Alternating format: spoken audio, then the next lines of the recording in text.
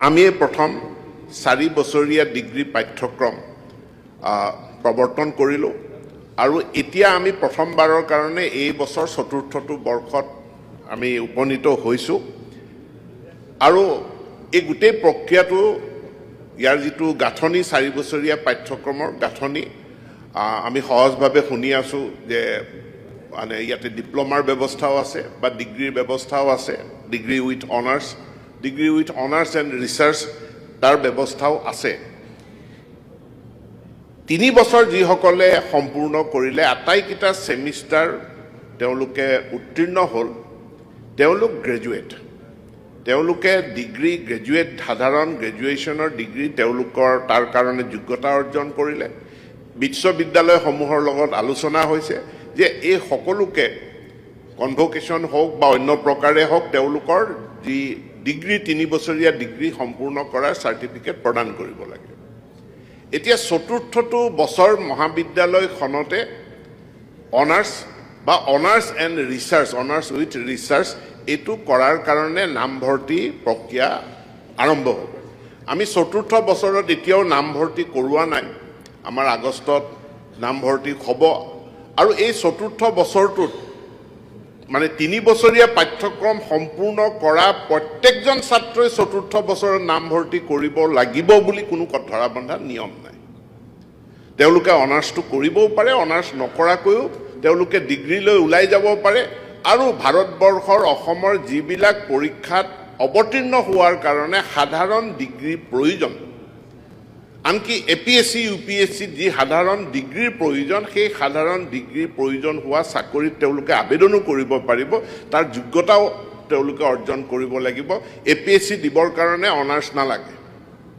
APSC দিবৰ কাৰণে research নালাগে গতিকে বহুতে হয়তো 3টা বছৰতে তেওঁলোকৰ ডিগ্ৰী সমাপ্ত কৰিব চতুৰ্থ বছৰত তেওঁলোকে নামভৰ্তি নকৰিবও পাৰে এতিয়া চতুৰ্থ বছৰত যিসকলে নামভৰ্তি কৰিব তাৰ আমি আনুমানিক 33% ষ্টুডেণ্ট বাঢ়িব সেই কথাটো আমি আগতীয়াকৈ ক'ব নোৱাৰোঁ যেতিয়া নামভৰ্তিৰ প্ৰক্ৰিয়াটো হ'ব কিমান ছাত্ৰ ছাত্ৰীয়ে চতুৰ্থ বছৰটো পঢ়িবলৈ আহিব সেইটো তাৰ ওপৰত নিৰ্ভৰ কৰি এই বছৰ আমি প্ৰথমবাৰৰ বাবে আমি গম পাম যে 4th ইয়াৰ পঢ়িব বিচৰা ছাত্ৰ ছাত্ৰী কিমান ইয়াৰ লগত উপাধ্যক্ষ মহোদয় আৰু এটা কথা আছে যে চতুৰ্থ বছৰটোৰ কাৰণে ছাত্ৰ ছাত্ৰীসকলে মাইগ্ৰেটো কৰিব পাৰে তেওঁলোকে বেলেগ মহাবিদ্যালয়লৈ যাব পাৰে বা তেওঁলোকে বিশ্ববিদ্যালয়লৈও যাব পাৰে আকৌ ঠিক তেনেকৈ বেলেগ মহাবিদ্যালয়ৰ পৰা এখন মহাবিদ্যালয়ত কেৱল চতুৰ্থ বছৰটো পঢ়িবৰ কাৰণে কোনোবা আহিব পাৰে ইয়াৰ গোটেই প্ৰতিচ্ছবিখন এই বছৰ সম্পূৰ্ণ পৰিষ্কাৰ হ'ব আৰু পৰিষ্কাৰ হ'লে আমি সেইমতে পদক্ষেপ গ্ৰহণ কৰিম উপাধ্যক্ষ মহোদয় মহাবিদ্যালয়সমূহত যি শিক্ষকৰ নিযুক্তি প্ৰক্ৰিয়া আছে এই নিযুক্তি প্ৰক্ৰিয়াত অসম চৰকাৰে যোৱা 5টা বছৰত অভূতপূৰ্বভাৱে আমি শিক্ষক নিযুক্তিৰ ব্যৱস্থা কৰিছোঁ 21 চনৰ পৰা এই 26 চনৰ ভিতৰত 25লৈকে আমি অসমৰ মহাবিদ্যালয়ত 3416 গৰাকী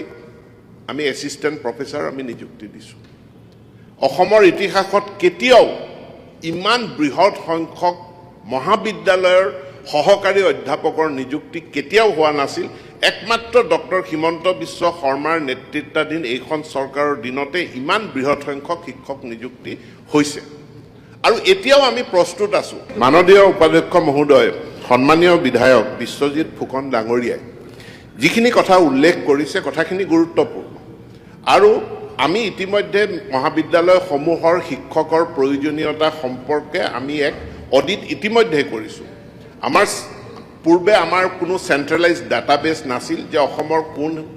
মহাবিদ্যালয়ত কিমান ছাত্ৰ ছাত্ৰী আছে কিমান শিক্ষক আছে ছাত্ৰ ছাত্ৰী অনুপাতে শিক্ষক পৰ্যাপ্ত হয় নে নহয় বৰ্তমান সামৰ্থ পৰ্টেলৰ জৰিয়তে এই তথ্য আমি লাভ কৰিবলৈ সক্ষম হৈছোঁ গতিকে য'ত শিক্ষকৰ নাটনি হৈছে সেই শিক্ষকৰ অভাৱ দূৰ কৰাৰ কাৰণে চৰকাৰখনে পদক্ষেপ গ্ৰহণ কৰিব